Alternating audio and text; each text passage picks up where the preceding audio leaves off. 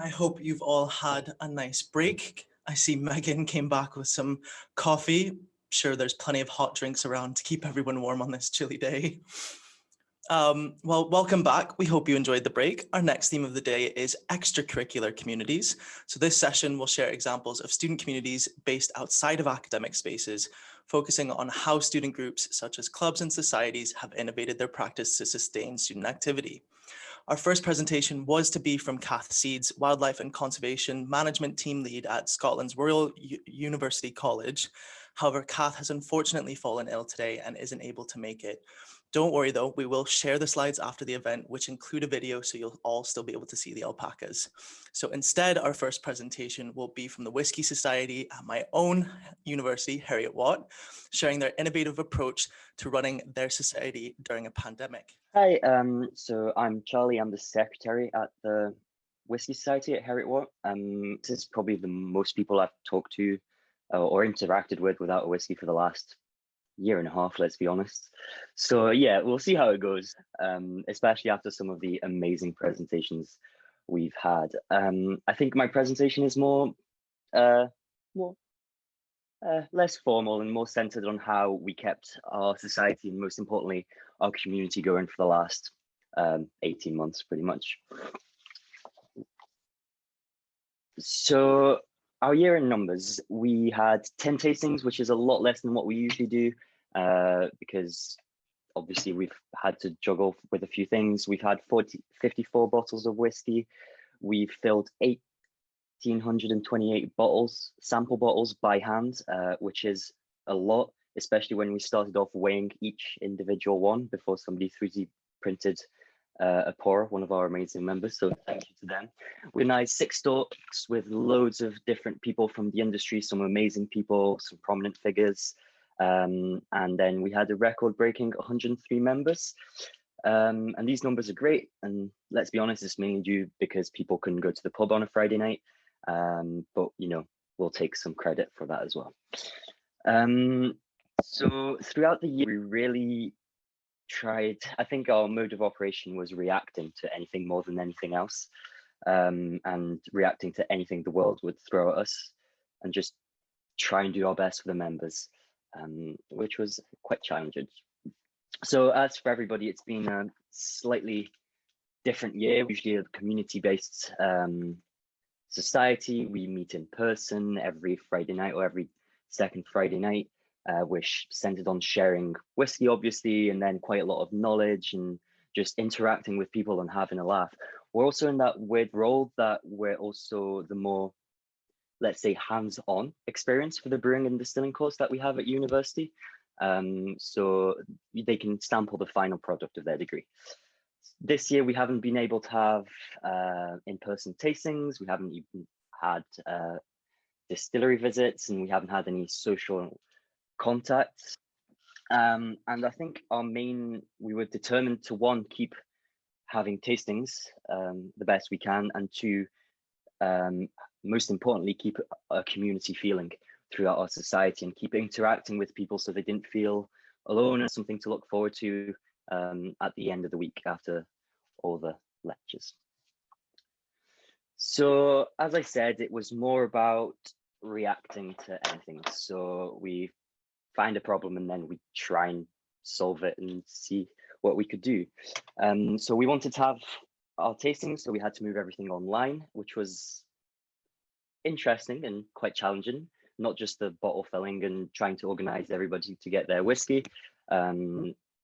Obviously, last year, our last tasting, we managed to do, but one of our committee members had to drive to every single house to drop their whiskey, which was not fun. So we had to do drop-in sessions. And then in second semester, when the university closed, we actually managed to get some companies to donate their time and their effort to posting sample bottles to everybody. But we only managed to do that twice. So a lot less tastings in second semester. So when moving our tastings online, we wanted to recreate the atmosphere of our tastings. We didn't want it to feel like another lecture. And we wanted our members to share their thoughts, discuss the drams, and just talk about obscure facts and anecdotes, which is what we usually do. And this is quite hard to recreate with more traditional online video conferences, just because if you've tried having 30 plus people, I think one of our tastings, we had 55 people drinking whiskey on a single platform, it just becomes absolute chaos. So we moved to a less traditional video game streaming platform, Discord, which is great because you can have little lounges with 10 people, which makes it a lot easier for people to talk. Because yes, we have as in every community, there's people that are very bold and like talking, but there's people that are quite shy. There's 30 people that not going to interact at all. So we found that helped a lot. You could also pick and choose who you wanted to talk to, which worked quite well. And yeah, as it turned out, it worked out well. It enabled conversation to flow quite naturally. And then we used various tools to make things more interesting as well, such as polls, some documents so you could do flavor profiles on the whiskies, which is something that we didn't do before. And also for our brewing and distilling, we did have that element of more lecture style on fun facts and anecdotes, which when we do tastings in person, we just completely forget about. So at least it gave us a bit of structure in that sense. Our other main thing to recreate our community was to push our social media platforms. And that really played an important part into interacting with the community. And we pushed to create a lot more content as a committee. We tried, we posted a lot more things, a lot more fun things, sort of cocktail making recipes, even hot chocolate, which was great. And then we had a newsletter online that we didn't used to do, which was a lot of work, but it really, we kept the interaction going with our members, and we kept people up to date with what was happening on our side and what was happening in the wider industry as well. And then we had a lot of success with our sustainability week, which we did in partnership with the Brewing Society, which involved some of the whiskey's biggest names discussing the sustainability of the sector, and which is quite an important year for the sector. And being online, we actually managed to get these people, which we couldn't usually have, and they were really interesting, and we did really well. And the brewing and sort of committee members did an awesome job there as well. So we just tried to put as much content as we could, to interact as much as we could, and it worked out quite well. We kept that community feeling going, and yeah, it was what we so it felt we're incredibly grateful as a committee that all the work we've put in has been rewarded, not only by being recognized as the Society of the Year at our student union, but most importantly, the amazing feedback that we've received from our members. And I think the most rewarding thing is how to see our community strive. And a lot of our members are organizing their own thing. They've met new people. They're sending samples through the post, and now that everything's starting to reopen, they're actually meeting in person, and we've created those connections through the committee, and that feels absolutely amazing. So obviously next year is going to be different. Hopefully we'll have tastings in person, which for us is, well, we have to do it. It's a lot better. We did what we could online, but we have to do our tastings in person. But we learned a lot about how we interact with our society. We've made contact with a lot of people that we wouldn't usually make contact with. I think somebody mentioned some people that are a bit older or a bit some more mature learners. We've managed to interact, and they've become a huge part of society, which we didn't usually have, which was really interesting. And I think our guest speakers, again, that was something that really, really worked well and is going to keep going on. And to englobe all of that, I think we've created a new position in our committee that is literally just a social media committee role, and that's all they're going to do because it's so well. We've increased our outreach to so many people that we thought we'd carry on. So yeah, Slanchava, it's a bit early, but we'll see. Thank you very much. That's brilliant. Thank you so much, Charlie. That's really fantastic to hear. I mean, I'm probably biased because obviously I work here and I worked there and got those weekly newsletters, but it was really fantastic to see the engagement you guys got. That's all right. There should be a bit just at the top of the screen that says stop sharing. Yeah, it's collapsed. Oh, there we go. Perfect. Brilliant. Well, thank you so much. We will come to questions after the next speaker. So I'm really pleased to welcome the second and final speaker of this session, coming to us from Dundee and Angus College, Cher Meldrum, Students Association President, and Sarah Rennie, Students Association Development Officer, who will be sharing with us the wide array of extracurricular projects run by their Students Association over the past few months. Over to you guys. Bear with me just a second till I figure out how to share my screen on this. It's always the pause. Okay, is that working? Yes. Perfect. Okay, so I'll pass you over to Sarah, first of all, to introduce us. Thank you, Cher. Myself, Sarah Rennie, I'm the Student Association Team Leader at Dundee and Angus College, and we've got Cher Meldrum, our Student President, and we're going to talk a little about how we discovered DASA, basically, how we became our fantastic Student Association online. So it was apparent from the start that the move to online learning was really tough for everybody. And it wasn't just the challenges of online learning that were problematic. Our students were really suffering physically and above all mentally with the isolation of remote life. So how did we tackle this?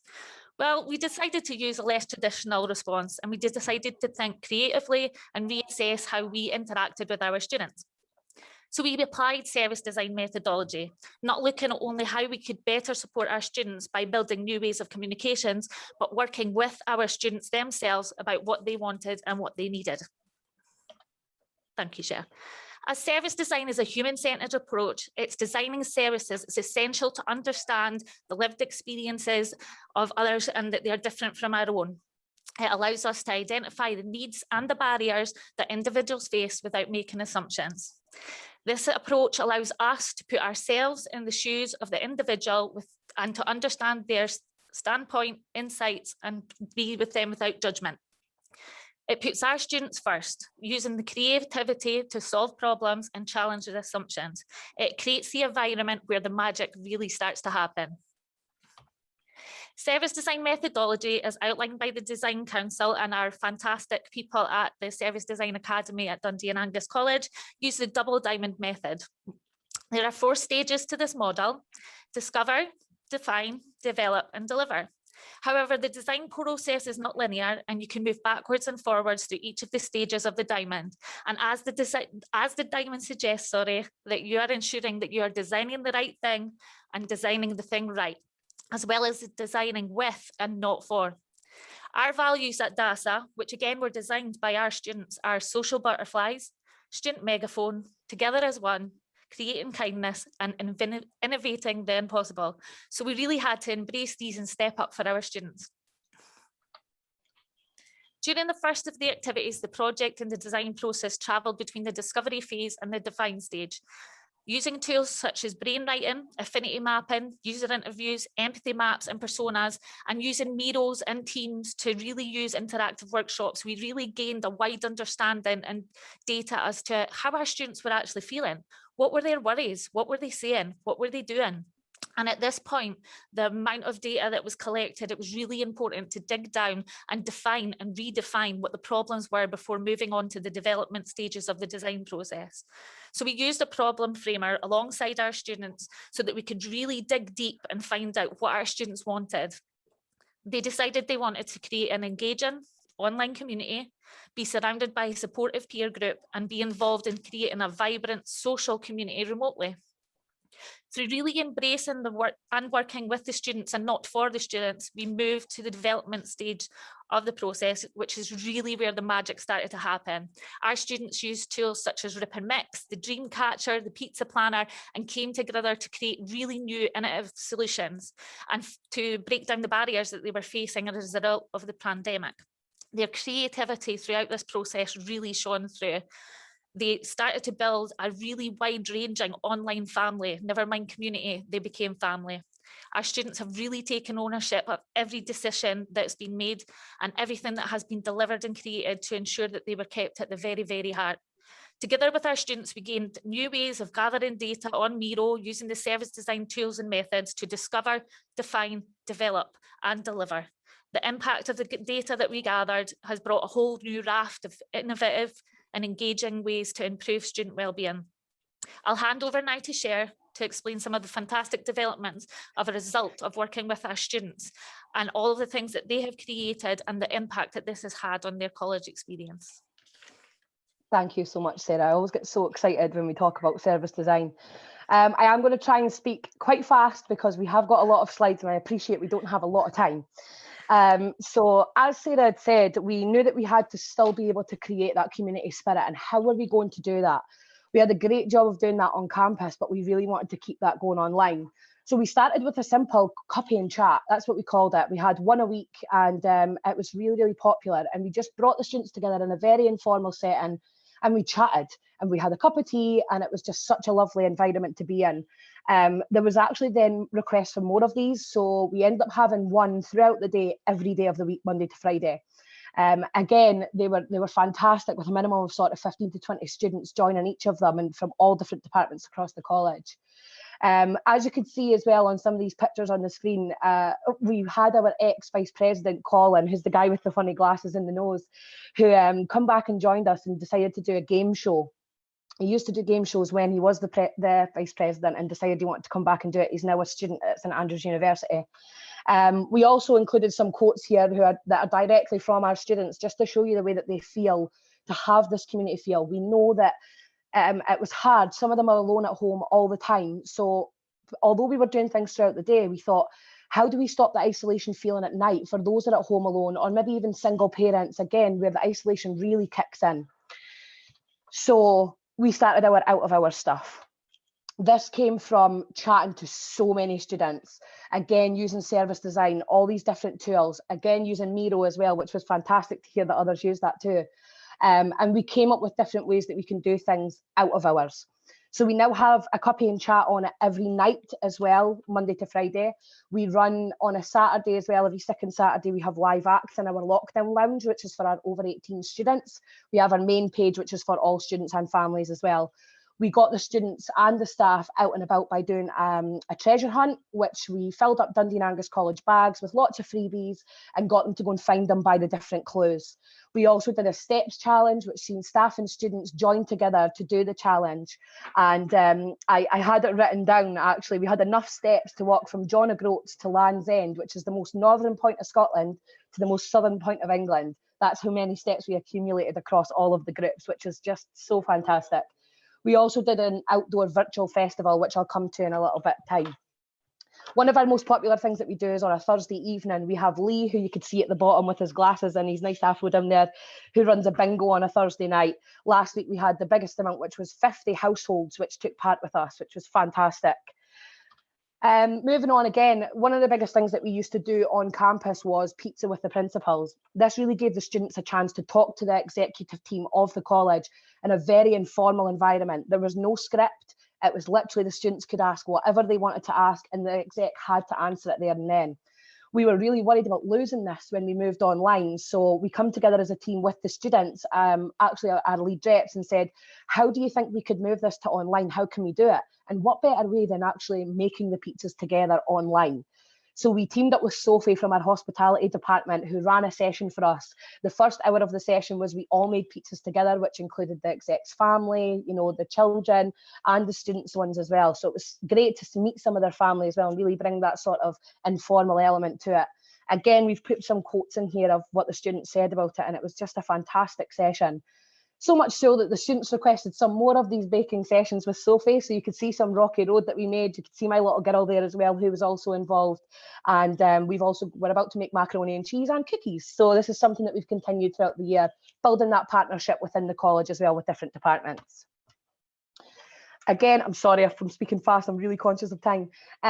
These are all the clubs that we started online. So of course we had clubs and societies when we were on campus, and we thought, how do we move these to the online platform so quickly? we decided to scrap it all and come together with our students. Again, coming back to that service design, we got the students involved. We asked them, what do you want to see? We ran different workshops with them. We used Miro all the time. Post-it notes were flying everywhere. And we decided to scrap everything and really start again. So these are the clubs that the students came up with. I appreciate that I don't have time to go through them. So if anybody would like to know anything else about them, please do ask. We'd love to answer any questions. We now have over 20 clubs that are very successfully running online, and they are completely different in all their ways. And everyone is very included, which you can see from the sort of speech bubbles that we've got on the screen there as well. We do have 10 minutes extra from the earlier presentation. If you do want to chat more, please feel free to take up that. So I promise I won't take the whole 10 minutes because you'll all be telling me to shut up by the end of it. But I will try. We're on to the last couple of slides, so I'll be as quick as I possibly can. These are two of the sort of biggest things that we have ran in the Students' Association since we went online. So we did a DASA's Summer Festival, and we also done the DASA's Big Night In. So for the Summer Festival, it was actually over 3 days, as you can see from the poster there. It ran from Friday to Sunday. It started at 10 o'clock in the morning and finished at 10 o'clock at night. We had 30 local performances, all from Dundee and Angus area. They performed for us, and it was just absolutely fantastic. But we wanted to get local businesses involved because we know that local businesses are struggling. So we actually had 17 local sponsors as well, businesses from Dundee and Angus who sponsored the acts and put money into a fund that we created, which is on my next slide. We also had students, as you could see, who'd shown festival makeup, festival hair. We got summer bands made, which we went and delivered to the students as well. And we had over 150 households that took part in that. So it was absolutely amazing, which then led on to our DASA's Big Night In. We couldn't have our Christmas night out, so we decided to have a Christmas night in. We had all of the college get involved in this. We had crafts, we had music acts. Again, this was just, like I say, one day, this one. We had lots of staff across the college who took part in our own rendition of Do They Know It's Christmas, which is what you can see on the sort of the screens there. And we put it all together. I'd love to share that video with you if anyone would like to see it. And then we also did our DASA's own version of The Night Before Christmas. We read the story, but we changed the words. So again, we'd love to share that with you if you'd like to see. So between the two events, we actually raised over £1,000 for our own Pay It Forward fund. Last year, we were looking for a charity to donate money to, and we realised that there wasn't one that was specifically for our staff and students. So we came together with the student services and some students and said, what shall we do? Can we do our own? And that's exactly where the Pay It Forward fund was born. This is literally a fund where staff and students can nominate each other to receive a random act of kindness. We have done over 50 nominations so far.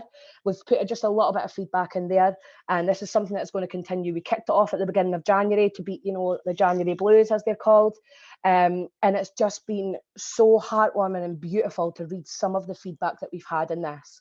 So the funds that we raised from both of the events that we ran all went right into the Pay It Forward fund, every single penny of it, and we're still fundraising for that at the moment, and this will be going on forever more now. So absolutely fantastic, and something that I'm super, super proud of, to see our staff and students get their spirits lifted at a time when we need it more than ever. This is just to kind of finish off. This is one of our photography challenges that we did. Sunshine and rainbows is what we want people to think of when they think of their Students' Association. So we got people to take pictures of different coloured items within their house and out with their house, and we made it into a rainbow because we need more rainbows in our life right now. Apologies that I spoke so fast. I do want to share this last slide with you. This is obviously the information for service design. So I know a lot of you are maybe going, oh, what is service design? I'd like to find out more. Trust me, you will not regret looking into this. It is fantastic. Design with, not for. Thank you so much, everyone. Happy to take questions. Thank you so much. That was really illuminating and really fascinating as well. I see a potential career in rapping in the future for you. That was very, very fast. I'm impressed. I'm sorry. No, not at all. I'm amazed that you managed to get that all in. Well done. We'll go to some questions, and we'll go, same as the last time, we'll just go each speaker at a time. So first up for Charlie, we've got a question from Amy. Charlie, I'm assuming you are a current student. How did you find managing your time between studies, society commitments, out of uni life? Did you have any support from the student association or institution? And it sounds like a lot of hard work. Also, congrats on a successful year. Yeah, so I graduated from an engineering degree as of Friday. Well, yeah, Friday, because I noticed because my student discount didn't work anymore, which was kind of crap. Yeah, so it was final year engineering, and doing this was quite hard. Especially the newsletters, they take a lot of time. But again, with the community we actually created and the committee we had, we made sure that if somebody had a lot of hard workload, that we kind of juggled things around, and we'd have some people in our actual society would come in and write a piece for us for the newsletter, which was amazing. But yeah, at the end of the day, we juggled things quite well with the committee, and it didn't end up being that much of a strain. That's good. It sounds like you guys had it so well thought out that it just was easy to implement and keep things going. Yeah, it was, yeah, just carrying on. We, as I said, organised and thinking of the other committee members just to make sure that not one person had the whole strain was quite important. But yeah, in the end, as I said, because we all chipped in, it wasn't that much. There was 5, 6 of us, so it was fine. Fantastic teamwork, it sounds like. Brilliant. Question for Cher and Sarah. You have such a range of activities. Just how much effort and time and resource does this take to deliver? What help did you get from the college? I think for us at the very beginning, we bit off a bit more than we could chew. So we had to employ more staff to the Students' Association, because Cher and I were working from 8 o'clock in the morning until sometimes midnight, just trying to make sure that our students didn't feel alone or isolated. When we went to the exec about, the hours that we were putting in and the need for our students to have that family and community feel, they were all for it, and they allowed us to employ another 3 members of staff to the Students' Association to make sure that these good things can continue. And because they've seen the benefit of them for the student community, going into next year, we're actually getting another full-time member of staff added to the team as well to make sure that we can continue on with these type of things. Brilliant. Well, it's glad to hear you got the support, and that as well you were supporting the internal student economy, as we like to call it. Always good to hear that. But yeah, really fantastic things. Such an incredible suite of events. Back to you, Charlie. You said that you'll be looking at going back to in-person tastings, and the online spaces really did help with engaging and reaching wider audiences. Is there thought around maybe keeping some kind of hybrid or blend of maybe a mix of them to maintain that engagement but also have that connection that you need? It's if I was so obviously our committee is changing next year, so if I was there, we recommended that some of our events, especially the online talks and stuff like that, would be online, because we had such a great success with them. Potentially, I think tastings could continue online just because we actually reach so many more people, but it all depend on the next committee. We can only recommend. Seems to be the common thing for the year ahead. We'll see what happens. We'll go with what comes. Yeah. I think that's a good way to do it. Keep your options open, yeah. But you've got so much to learn. You've learned so much from this year and can apply it to next year. So that's brilliant. Best you can do is hope that they take it in stride and respect and value how much you guys have done this year. Yeah, hopefully they won't destroy everything. That's all we can hope for. Brilliant. Back to you guys, Cher and Sarah. We've got another question from Amy. She's really feeling full of them today. Really fantastic work. So many ideas to take away back to Shruxa. Cher, are the online groups fully student-led, or do they require a lot of input from the association to help run and sustain? If they need support, what is the most common type of support the association provides the groups? We have what you call club ambassadors. So these clubs are set up when a student approaches us and asks us if this club is already running. So again, what we do is we work closely with the student to see what their vision is for the club, I suppose you could say, and support them in any way that we can. If I'm being really honest, we've been very, very lucky this year that the students know what they wanted the clubs to look like. And you know, it's brought together so many like-minded people that the students have been coming together within these clubs to have meetings, and they maybe have, you know, a meeting every fortnight, and they'll say, okay, so how do we want to move forward with this, and what do we want to do? We attend all of these, but 9 times out of 10 we don't have to actually do anything, because they know what they want to see. And we know the students are the experts in everything that they do within the college. They know what they want to see, and they know what makes their journey, you know, personal and what they want to do. So we absolutely sit in the background until they need us, but very rarely this year they actually have, which is great.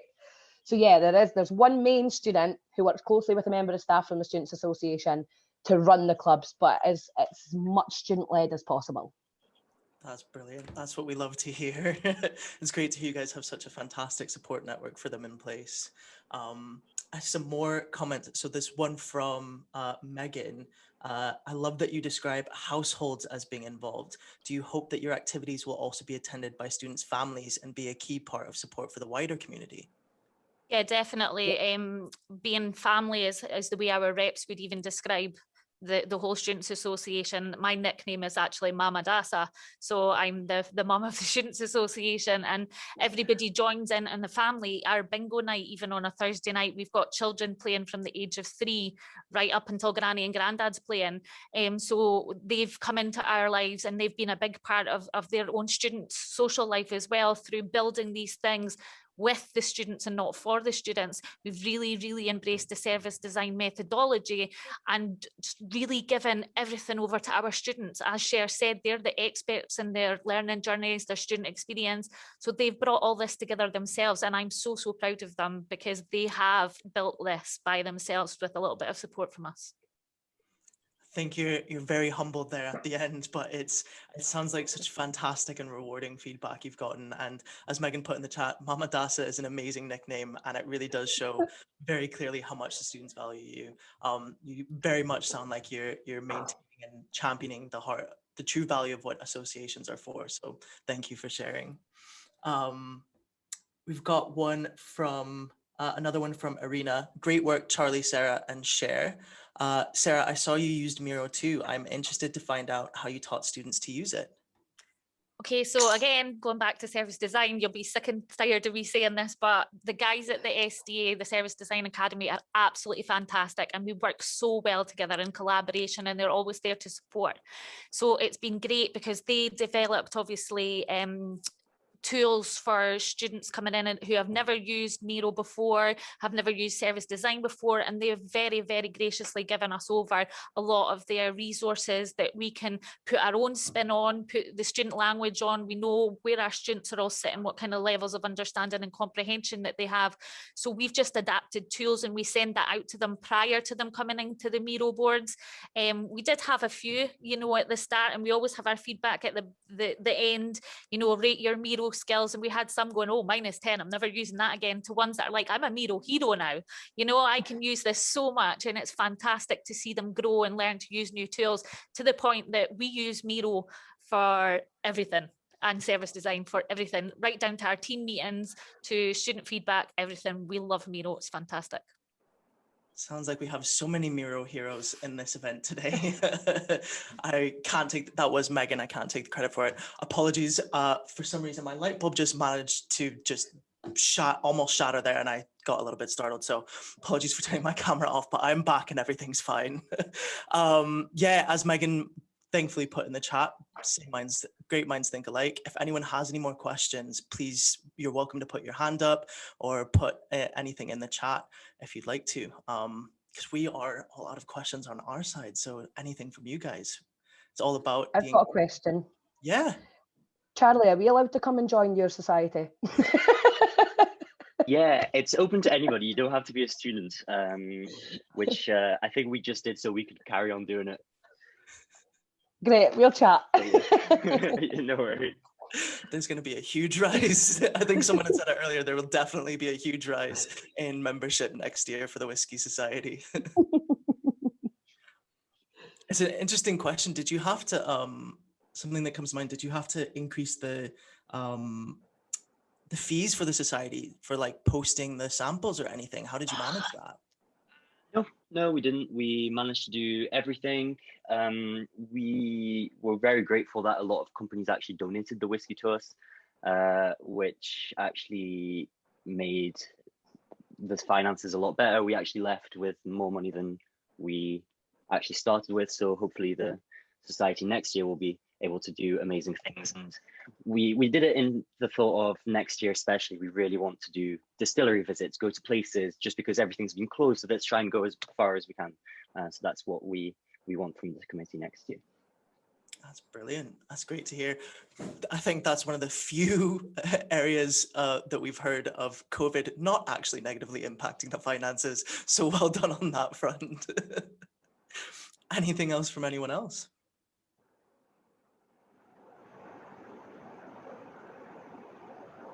We've got one in the chat. This is a great community you are building there, putting students at the center. No wonder how students were very enthusiastic to join. Did you feel you had any perhaps more hard to reach students, and how did you try to reach out to them on the digital space? From Eleni. Can I come in there, Stuart? Oh, sorry, I thought it was for us. I think we can go to both. Yeah, I'll quickly say, yeah, we did have people that were a bit harder to get, but again, because of Discord, you can actually see where they were. And then I think we were very lucky that we had a committee that were very enthusiastic and charismatic. I don't know if any of you know Alistair McDermott, the most charismatic person on earth. So, and yeah, I can chat for France. But yeah, so I think that was the thing. And it was actually quite good to actually see when someone was just on their own in the lounge, we'd go and say, hi, how you doing? What did you think of the whiskey? What are you doing? How are you doing? Is everything okay? Yeah, so I think that was actually quite good. Brilliant. Yeah, just coming to that there as well, we absolutely have some departments who are much harder to reach than others, not even just digitally, but, you know, kind of in general. What we tend to do is at the beginning of the year, we attend classes, and physically last year we attended 30.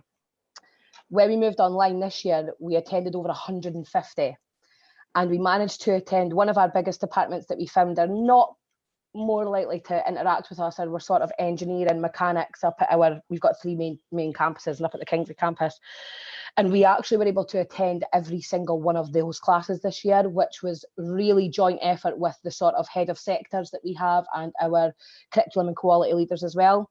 They allowed us to attend their classes and explain why it was good to be a part of us, which then led on to us creating departmental teams.